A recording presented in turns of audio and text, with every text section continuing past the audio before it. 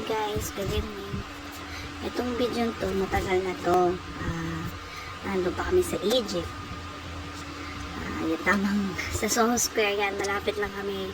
Malapit lang yung bahay namin dyan sa Soho Square. Actually, ano din yan, part din yan ng sa amo namin, ng asawa ko. Dyan nagtatrabaho yung asawa ko, sushi chef, dyan sa Soho Square. Paggabi, pasyalan yan ng mga tao. Although, pwede rin naman sa umaga, kaso sa gabi, mas maganda kasi mas maraming lights. Yan. Sige, laro lang laro, nakaupo pa. Malinis naman kasi na may maintain ng mga housekeeping yung paglinis dyan sa Soho Square. Tagal na yung video yan. Pandemic pa ata, pero naka-face mask pa si Ezekiel. Habang nag-aantay kami sa daddy niya, sa asawa ko, mag-out. Nandiyan kami. Siya nag-founting na. Excuse me, no, kasi ako.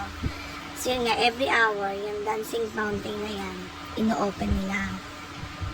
Lahat ng tao, mga foreigner, tuwang-tuwa sa dancing fountain na yan. Mga nagsasayawan, habang may tutugtog. Actually, may background music yan, kaya nag-audio na lang ako. Kasi makaka-copyright ako.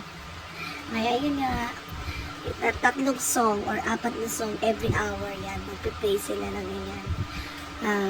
Usually, mostly, ang song na piniplay nila is from Ukraine at saka Russian. So, maraming Russian at saka Ukrainian nagsasayawan dyan. Kapag tumutugtog na yung fountain.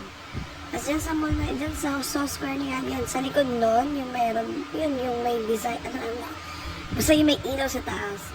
Ano yan, ice skating. Nag-ice skating na ako before, pero sige, hindi pa niya kaya hindi ko siya dinadala saan. Yun lang guys.